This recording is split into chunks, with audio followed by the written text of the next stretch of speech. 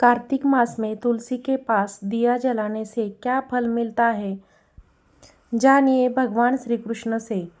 एक दिन देवी सत्यभामा भगवान श्री कृष्ण के पास आई और उनसे पूछने लगी, हे स्वामी, आपने मुझे तुलसी के पौधे को जल देने का महात्म्य तो समझाया, लेकिन कार्तिक मास में तुलसी के पास दीपक जलाने का क्या महात्म्य है? कार्तिक मास में रोज शाम को तुलसी के पास दीपक क्यों जला दिया जाता है और इसमें मनुष्य को क्या फल प्राप्त होता है? कार्तिक मास में तुलसी के पास दीपक जलाने की विधि क्या है और दीपक जला दियाते समय कौन से मंत्र का उच्चारण करना चाहिए? कृपया मुझे विस्तार से बताइए। तब भगवान श्री कृष्ण मुस्कुराते हुए बोले, हे देवी, आज तुमने समस्त संसार के कल्याण की भावना से बहुत उत्तम प्रश्न किया है। तुम्हारे इस प्रश्न का उत्तर देने से पहले मैं तुम्हें एक प्राचीन इतिहास सुनाता हूँ, जिसे तुम्हें तुम्हारे सभी प्रश्न के उत्तर मिल जाएंगे। इसीलिए तुम इस कथा को ध्यानपूर्वक सुनो। यह सुनकर देवी सत्यभामा ने कहा, हे प्रभु, मैं इस कथा को सुनने के लिए अत्यंत उत्सुक हूँ। कृपया मुझे यह कथा सुनाइए, मैं इसे ध्यानपूर्वक सुनूंगी। तब भगवान श्री कृष्ण देवी सत्यभामा को वह प्राचीन कथा सुनाने लगे।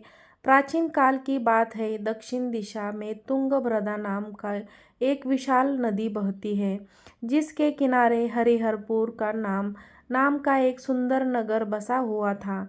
इस नगर में अभिजीत नाम के एक विद्वान ब्राह्मण निवास करते थे। वे अत्यंत गुणवान, चरित्रवान और धर्म का पालन करने वाले व्यक्ति थे, जिन्होंने वेदों और शास्त्रों का गहन अध्ययन किया था।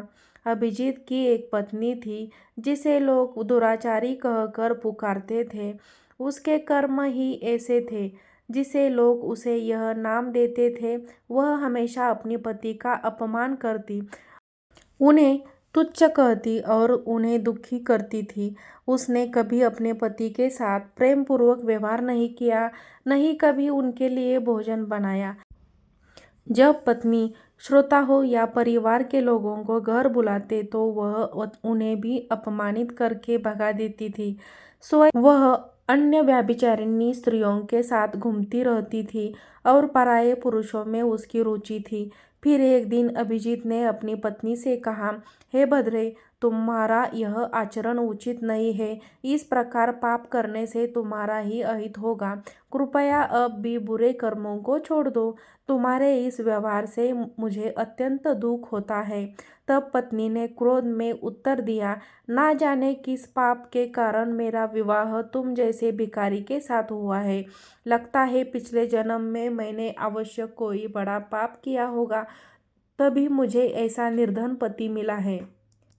मैं अब और सहन नहीं कर सकती। किस दिन मैं तुम्हें छोड़ दूंगी और किसी धनवान पुरुष से विवाह करूंगी। फिर अभिजीत ने उत्तर दिया, हे प्रिय, इस प्रकार के अपशब्द मत कहो।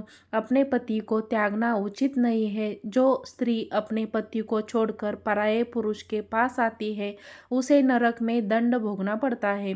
तब पत्नी ने फिर से कटु शब्द में कहा, तुम्हें ही नरक में जाना पड़ेगा, क्योंकि तुम कोई काम नहीं करते, भीख मांगकर खाते हो। मैं इस झोपड़ी और इस नरक से तंग आ चुकी हूँ। तुम्हारे साथ रहना तो नरक में रहने का समान है। फिर भगवान ने कृष्ण कहते हैं, देवी, जो स्त्री अपने पति का अपमान करती है और उसे छोड़कर पराये पुरुष के पास आती है, उसके घर में हमेशा दुर्भाग्य आता है और उसे नरक में दंड अवश्य मिलता है। फिर एक दिन वह स्त्री वन में जाकर एक वृक्ष के नीचे खड़ी हो गई, क्योंकि उसका मन काम से भरा हुआ था और वह किसी सुंदर पुरुष की प्रतीक्षा कर रही थी। परंतु बहुत समय बीत जाने पर भी कोई पुरुष नहीं आया, जिसे वह अत्यंत दुखी हो गई। प्रियतम की खोज में वह इधर उधर भटकने लगी, लेकिन उसे कोई नहीं मिला। उस दिन उसका सारा प्रयास व्यर्थ हो गया और वह रोते हुए कहने लगी, आज कोई सुंदर पुरुष इस मार्ग से नहीं आया, मेरी कामना कैसी पूरी होगी? मेरी जवानी यूं ही व्यर्थ जा रही है। वह विलाप करने लगे ही हे भगवान, कोई ऐसा पुरुष भेजिए जो मेरी इच्छा पूरी कर सके, चाहे वह मेरा भक्षण भी कर ले। मैं प्रसन्नता पूर्वक उसे अपना आलिंगन कर लूंगी। फिर भगवान श्री कृष्ण कहते हैं, हे देवी, इस प्रकार के वह स्त्री जोर जोर से विलाप करने लगी। तब उसे जंगल में एक भयानक बाघ निवास करता था, और उस पापी स्त्री की आवाज़ सुनकर वह जाग गया और उछलकर उस स्त्री का भक्षण करने के लिए उसके पास आया। उस बाघ का नाम ध्वंस था। ध्वंस का रूप अत्यंत भयानक था। उसका शरीर काले और नारंगी धारियों से युक्त था, जो जंगल की छाया में घुल-मिल जाता था। उसकी आंखें अंगारे की तरह लाल थी, जो अंधेरे में भी चमकती थी। उसके जबड़े से लंबी तीक्ष्ण दांत बाहर निकले हुए थे, जो किसी भी जीव को चीरने के लिए पर्याप्त थे। ध्वंस की लंबी मजबूत पूंछ उसकी ताकत का प्रतीक थी। वह अपनी बलिष्ठ टांगों से जंगल में तेजी से दौड़ सकता था।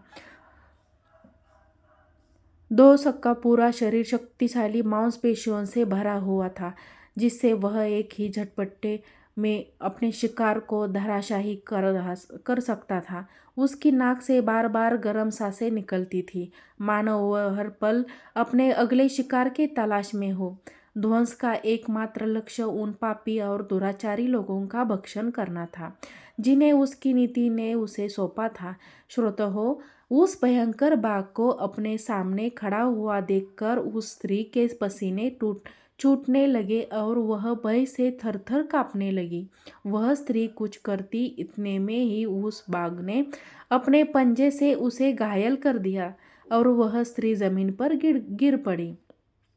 जमीन पर गिरते ही वह स्त्री चिल्लाते हुए बोली, अरे बाघ, तू किस लिए यहाँ पर आया है और मुझे क्यों मार रहा है? मैं यहाँ पर अपने प्रियतम को खोज रही थी। तू मुझे छोड़ दे, मेरा भक्षण करके मुझे क्या मिलेगा?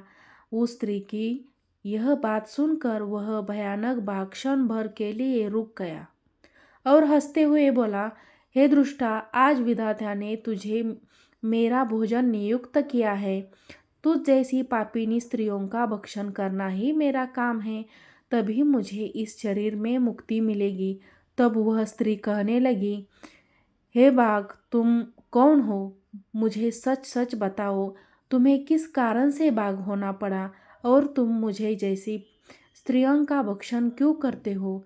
पहले मुझे सारी बात बताओ और फिर मेरा भक्षण करो। फिर ध्वंस नाम का वह बाघ कहने लगा, हे पापिनी, मैं तुम्हें मेरे पूर्व जन्म का वृत्तांत सुनाता हूँ कि किस कारण से मुझे बाघ होना पड़ा। पूर्व काल में दक्षिण देश में अमला पहाड़ नाम की एक पवित्र नदी बहती थी। उसी नदी के तट पर एक नगरी बसी हुई थी। यह नगरी अपने सुंदर मंदिर, शांत वातावरण और धार्मिक अनुष्ठान के लिए प्रसिद्ध थी। वहाँ एक ब्राह्मण परिवार निवास करता था, जिसमें मैं जन्मा। मेरा नाम देवदत्त था। मेरा पिता एक आदर्श ब्राह्मण था, जो यज्ञ, हवन और धार्मिक अनुष्ठान का पालन करते थे। मैंने अपनी किशोरावस्था में वेदों का अध्ययन किया और यज्ञ आदि धार्मिक कार्यों में पारंगत हो गया। लेकिन जैसे जैसे मैं बड़ा हुआ, मेरे मन में धन का लोभ बढ़ता गया। मैंने अनेक योजना का आयोजन किया, लेकिन वे धार्मिक उद्देश्य से नहीं, बल्कि धन के लिए थे। मैं पापियों के साथ बैठा था, जो धर्म का पालन नहीं करते, और उनके साथ भोजन करता था और महीने धन के लोग में उनके अनैतिक कार्यों का समर्थन भी किया। धर्म के मार्ग से भटकते हुए मैंने उन वस्तुओं का भी सेवन किया जिन्हें ब्राह्मणों को नहीं लेना चाहिए। मेरा मन इतना लोभ में डूब गया कि मैं बहाने बहाने में दूसरों से धन मांगता और फिर वापस नहीं करता। मैंने अनेक प्रकार के छल कपट किए और इस प्रकार पाप करते हुए कई वर्ष बीत गई। फिर समय के साथ मेरा शरीर कमजोर हो गया, बाल सफ़ेद हो गए, आंखें धुंधली हो गई और मुंह के दांत गिर गए।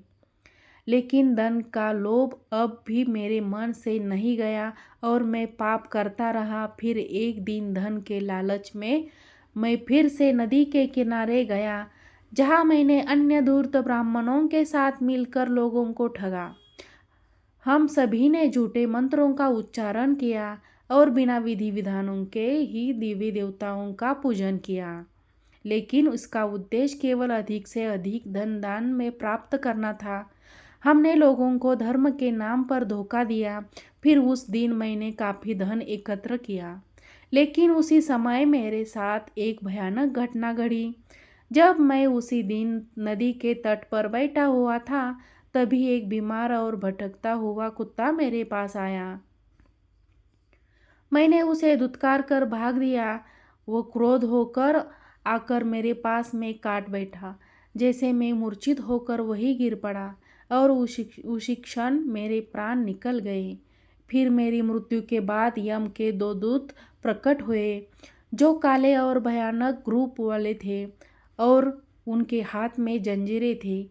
उन्होंने मुझे पकड़ लिया और यमपुरी के ओर ले गए। फिर यमपुरी में मुझे यमराज के सामने खड़ा किया गया। यमराज ने अपने दिव्य सिंहासन से चित्रगुप्त को आदेश दिया कि वे मेरे कर्म का लेखा जोखा प्रस्तुत करें। तब चित्रगुप्त ने बड़ी ही गंभीर स्वर में कहा, हे धर्मराज, यह ब्राह्मण जिसका नाम देवदत्त था, इसने अपने जीवन में घोर पाप की गए हैं। इसने धर्म के नाम पर लोगों को ठगा है और झूठे मंत्रों का उच्चारण कर यज्ञ किए हैं और भगवान का अपमान किया, जिससे यह धन के लालच में धर्म से दूर हो गया और इसने कभी भी धर्म का पालन नहीं किया। इसलिए यह पापी ब्राह्मण नरक जाने के योग्य है। फिर यमराज ने अपने दूतों को आदेश दिया, इस पापी को नरक की अग्नि में डाल दो, जिससे यह वहां जाकर अपने कर्म का फल भोगे। इसके बाद मुझे नरक की भयंकर अग्नि में डाल दिया। 10 वर्षात 1 महीने वहाँ की यंत्रणा सहन की और मेरी आत्मा को भयंकर पीड़ा सहनी पड़ी। फिर अनेक वर्षों की सजा के बाद मेरे पापों के कारण मुझे बाघ का शरीर प्राप्त हुआ और मैं इस दुर्गम वन में निवास करने लगा। श्रोतो ध्वंस ने अपनी कहानी को समाप्त करते हुए कहा, अपने पूर्व जन्म के पापों का प्रायश्चित करते हुए मैंने संकल्प लिया कि मैं कभी भी महात्मा, साधु पुरुष या सती स्त्रियों का भक्षण नहीं करूँगा। मैं केवल उन पापियों को, दुराचार और उल्टा स्त्रियों का ही भक्षण करता हूँ, जिन्होंने अपने जीवन में अधर्म के मार्ग पर चलकर दूसरों को दुख दिया है। मुझे विश्वास है कि ऐसा करने से मुझे मेरे पापों से मुक्ति मिलेगी और मैं इस शरीर से जल्दी मुक्त हो जाऊंगा। श्रोते हो, फिर भगवान श्री कृष्ण कहते हैं, हे देवी, इस प्रकार से उस बाघ ने अपने पूर्व जन्म का वृत्तांत सुना दिया और उस स्त्री ने कहने लगा, हे पापिने, तेरे आचरण से तू उल्टा दिखाई पड़ती है और अपने पति को छोड़कर तू इस वन में अन्य पुरुषों के साथ भोग विलास करने के लिए आई है। इसीलिए आज तू मेरा आहार अवश्य बनेगी। इतना कहकर उस बाघ ने अपने तीक्ष्ण नाखूनों से उस पापी को स्त्री को मारकर उसे खा लिया और फिर वह बाघ उस स्थान से चला गया। उस स्त्री की मृत्यु के बाद उस स्थान पर यम के 2 दूत प्रकट हुए और उस पापी ने स्त्री को उठाकर यमपुरी में ले गए। वहां पर उसे यमराज के सामने खड़ा किया गया। फिर चित्रगुप्त उसी स्त्री का लेखा जोखा निकालते हुए यम से कहने लगे, हे धर्मराज, यह स्त्री तो अत्यंत पापिनी है। इसमें घोर पाप किए हैं। इसने व्यभिचारियों का किया है और अपने पति की कभी सेवा नहीं की। अपने पति को भूलकर पराये पुरुषों के संग भोग विलास किया करती थी। तब उसके पापों को सुनकर यमराज अत्यंत क्रोधित हो गए और उन्होंने उस स्त्री को अग्नि से भरे हुए कुंडों में डालने का आदेश दिया। फिर यमराज के आदेश को सुनकर वह स्त्री अत्यंत भयभीत हो गई और फिर वह दुराचार स्त्री यमराज से कहने लगी, है धर्मराज, कृपया मुझे मेरे पापों के लिए क्षमा करें। तब यमराज ने कहते हैं कि स्त्री, तुमने जो पाप किए हैं वे निंदनीय है। तुम्हारे पापों के लिए कोई प्रायश्चित नहीं है। जो स्त्री अपने पति का त्याग करती है और अपने पति को छोड़कर पराये पुरुषों के संग विहार करती है, उसे निश्चित ही नरक में जाना पड़ता है।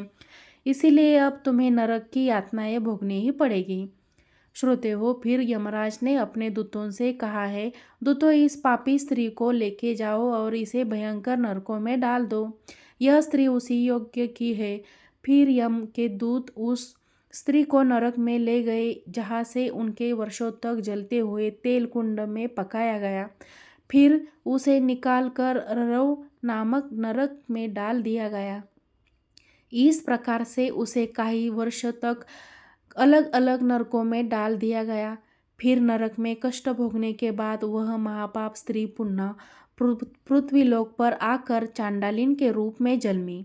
फिर चांडाल के घर में जन्म लेकर वह फिर से अनेक पाप करने लगी, जिसे वह व्यभिचार में लिप्त हो गई और कई पापी पुरुषों के संग विहार करने लगी। फिर कुछ समय बाद पूर्व जन्म के पापों के कारण उसे कोढ़ का रोग हो गया और वह भयानक पीड़ा सहने लगी। उसका शरीर जलने लगा और उसकी आंखों में भी पीड़ा होने लगी और इस कष्ट को सहते हुए वह दिन बिताने लगी। फिर एक दिन वह तीर्थ में स्नान करने के उद्देश्य में अंतपुर में चली गई। वहाँ पर वह एक आश्रम के बाहर निवास करने लगी, जहाँ उस आश्रम में एक तुलसी का पौधा था।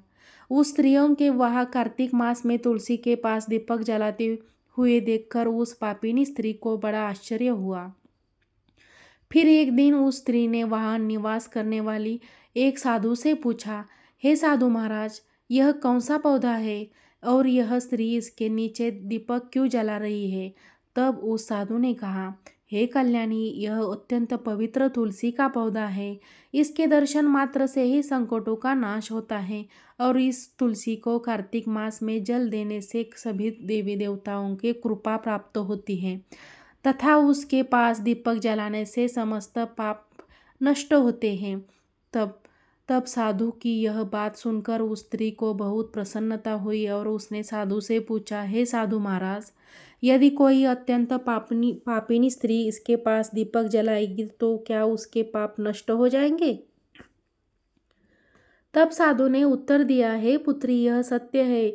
यदि किसी स्त्री ने घोर पाप किए हो तो भी उसके पाप कार्तिक मास में तुलसी के पास दीपक जलाने से नष्ट हो सकते हैं और उसकी सभी जन्मों के पाप की समाप्त हो जाएगी। किंतु हे पुत्री, तुम कौन हो और इस प्रश्न को पूछने का कारण क्या है? तब वह स्त्री कहती है, हे साधु महाराज, मैं महापापिनी हूँ। मैंने व्यभिचार किया है तथा अनेक प्रकार के पाप किए हैं। मेरे पापों के कारण ही मेरी दुर्दशा ऐसी हुई है। कृपया मुझे पापों से मुक्ति का उपाय बताइए। फिर साधु कहते हैं, हे पुत्री, अरे तुम पूरे कार्तिक मास इस तुलसी के पास दीपक जलाओ, जिसे तुम्हारे समस्त पाप और दोष समाप्त हो जाएंगे। फिर उस साधु की बात सुनकर उस पापी स्त्री ने भी वही किया। उसने तुलसी के पौधे के पास एक दीपक जला दिया। इस प्रकार से वह स्त्री नित्य उसी स्थान पर तुलसी के पास दीपक जलाने लगी। फिर एक दिन वह स्त्री शाम के समय तुलसी के पास दीपक जलाने लगी तो उसी समय उसकी हृदयाघात से उसकी मृत्यु हो गई और वह वहीं जमीन पर पड़ी रही। फिर यमराज के दो दूत उस स्त्री को यमलोक ले जाने के लिए उस स्थान पर प्रकट हुए। जैसे ही यम के दूत उस पापी स्त्री को पाश में बांध कर ले जाने लगे, तभी भगवान विष्णु के दो पार्षद स्थान पर प्रकट हुए। वे दिव्य पार्षद अत्यंत तेजस्वी थे। उनके शरीर से सुवर्ण प्रकाश की किरणें निकल रही थी, जो चारों औरों का अंधकार दूर कर देती थी। उनका रूप इतना मोहक और दिव्य था कि उन्हें देखकर किसी का भी मन श्रद्धा से भर जाता और उनके चेहरे पर शांत मुस्कान थी, जो अपार करुणा और दया का प्रतीक थी। उनके वस्त्र रत्न जड़ित और रेशमी थे, जो नीले और सुनहरे रंग में चमक रहे थे, मानो स्वयं वैकुंठ का सौंदर्य उनके व्यक्तिमत्व में समाया हो। उनके कानों में सुनहरे कुंडल झूल रहे थे, जिनसे दिव्य संगीत की ध्वनि प्रतीत होती है।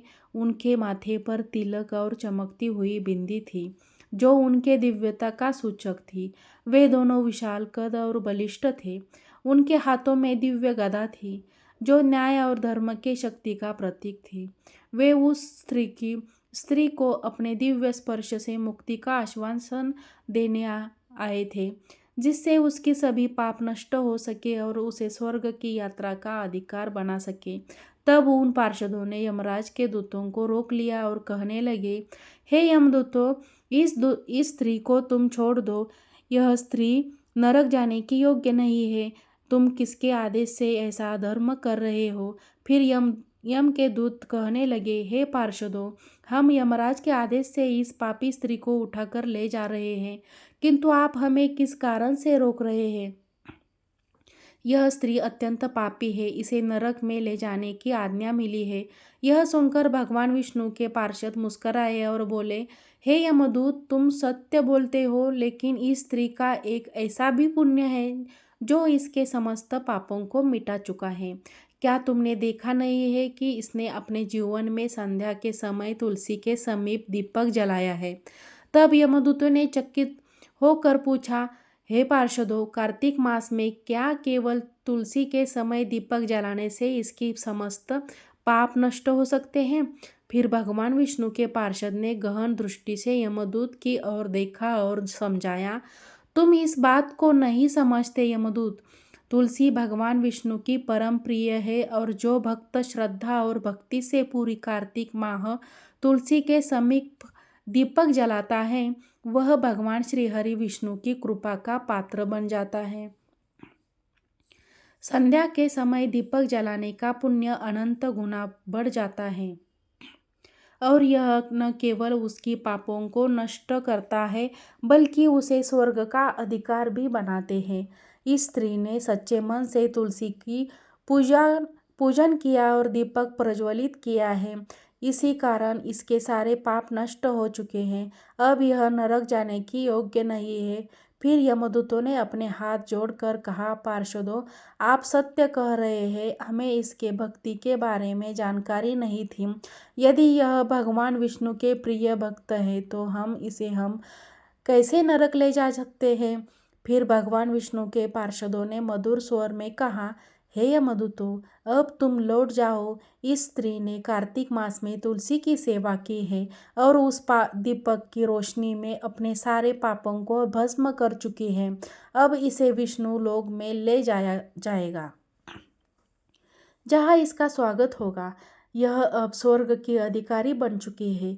प्रिय श्रोताओं, पार्षदों की यह बात सुनकर यमदूतों ने उस स्त्री को वहीं छोड़ दिया और यमलोक लौट गए। तब वहां जाकर उन्होंने यमराज को सारा वृत्तांत कहा सुनाया। फिर भगवान विष्णु के पार्षद उस स्त्री को दिव्य विमान में बैठाकर स्वर्गलोक ले गए। अब भगवान श्री कृष्ण ने कहा, हे देवी सत्यभामा, इस प्रकार कार्तिक मास में तुलसी के पास दीपक जलाने से ही मनुष्य के सभी पाप नष्ट हो जाते हैं। जो स्त्री पूरी कार्तिक मास शाम को तुलसी के पास दीपक जलाती है, वह सौभाग्यशाली बनती है और उसके पिछले जन्मों में सभी पाप नष्ट हो जाते हैं और उसे सुख संपत्ति की प्राप्ति होती है। रोज तुलसी के पास दीपक जलाते समय इस मंत्र का उच्चारण करना चाहिए। ओम तुलसी देवी च विद्महे विष्णुप्रियाय च धीमहि तन्नो वृंदा प्रचोदयात्। भगवान श्री कृष्ण ने कहा है, देवी हजारों अमृत के घरों से नहा लाने पर भी श्रीहरि को उतनी तृप्ति नहीं मिलती जितनी तुलसी का एक पत्ता चढ़ाने से मिलती है। 100,000 गोदान से जो फल प्राप्त होता है, वही फल तुलसी पत्र के दान से मिल जाता है। जो मृत्यु के समय अपने मुख में तुलसी पत्र का जल लेता है, वह संपूर्ण पापों से मुक्त होकर श्री कृष्ण के धाम जाता है। जब भक्त तुलसी के पास दीपक जलाता है तो उस प्रकाश में निहित ऊर्जा नकारात्मक शक्तियों को नष्ट करती है और सकारात्मक का संचार करती है। यह आध्यात्मिक वातावरण को शुद्ध करता है और घर में देवताओं की कृपा को आशीर्वाद करता है। दीपक प्रकाश में अंधकार को दूर करता है और ज्ञान की ज्योति को प्रज्वलित करता है। कार्तिक मास में तुलसी के पास दीपक जलाने से मनुष्य की भीतर शुद्धता और पवित्रता का भाव उत्पन्न होता है, जिससे उसकी भक्ति और ध्यान की शक्ति बढ़ती है। यह माना जाता है कि जब व्यक्ति कार्तिक मास में तुलसी के पास दीपक जलाकर तुलसी जी की आरती करती है तो भगवान विष्णु का ध्यान सरलता से प्राप्त होता है। यह साधक के मन को स्थिरता और शांति की ओर ले जाता है, जिससे ध्यान में एकाग्रता बढ़ती है। कार्तिक मास में तुलसी के पास दीपक जलाने का अनुष्ठान सूर्यास्त के समय करना चाहिए। वे अत्यंत शुभ माना जाता है। इस समय दीपक जलाकर तुलसी माता की आरती की जाती है और भगवान विष्णु का स्मरण किया जाता है, जिसे विशेष पुण्य प्राप्त होता है। प्रतिदिन संध्याकाळी में तुलसी के पास दीपक जलाने समय ओम नमो भगवते वासुदेवाय नमः इस मंत्र का जप करना चाहिए। यह मंत्र घर की नकारात्मकता को दूर करता है। तुलसी के पास भी घी या तिल के तेल का दीपक जलाना शुभ होता है। गीता दीपक अधिक पवित्र माना जाता है, लेकिन यदि की संभावना हो तो तिल के तेल का दीपक भी जलाया जा सकता है। तिल के तेल का दीपक नकारात्मक ऊर्जा को नष्ट करने में सहायक होता है। ऐसा कहा जाता है कि जो भक्त पूरे कार्तिक माह तुलसी के पौधे के पास दीपक जलाता है, उसे 7 जन्मों तक पुण्य की प्राप्ति होती है और उसे कभी दरिद्रता का सामना नहीं करना पड़ता। उसके घर परिवार में हमेशा सुख शांति और खुशहाली बनी रहती है। धार्मिक ग्रंथों में उल्लेख है कि कार्तिक मास में तुलसी के पास दीपक जलाने से पितृदोष, ग्रह दोष और काल सर्पदोष जैसी बाधाएं दूर हो जाती हैं। इस उपाय से घर में नकारात्मक ऊर्जा का नाश होता है और सकारात्मक ऊर्जा का संचार होता है। कार्तिक मास में तुलसी के पास दीपक जलाने से आत्मा की शुद्धि होती है और यह जन्म जन्मांतर के पापों का नाश करता है। इससे आत्मा को शांति मिलती है और व्यक्ति को सद्गति मिलती है। यह भी कहा गया है कि यदि कोई व्यक्ति जीवन के अंतिम समय में जो भक्त कार्तिक मास में तुलसी के पास दीपक जलाकर भगवान श्री हरि विष्णु जी का स्मरण करता है, उसे मृत्यु के बाद यमदूत का भय नहीं रहता और वह सीधे भगवान के धाम को प्राप्त करता है। कार्तिक मास में तुलसी के पास दीपक जलाने से देवी लक्ष्मी का आशीर्वाद मिलता है, जिसे व्यक्ति के जीवन में कभी आर्थिक संकट नहीं आता और हमेशा समृद्धि बनी रहती है। इस प्रकार भगवान श्री कृष्ण ने कार्तिक मास में तुलसी के पौधे के पास दीपक जलाने का महत्व बताया है। मैं आशा करती हूँ कि आपको यह जानकारी अच्छी लगी होगी। यदि आप इस चैनल पर नए हो तो चैनल को सब्सक्राइब कर लीजिए, वीडियो को लाइक कर लीजिए और वीडियो शेयर कर लीजिए। धन्यवाद।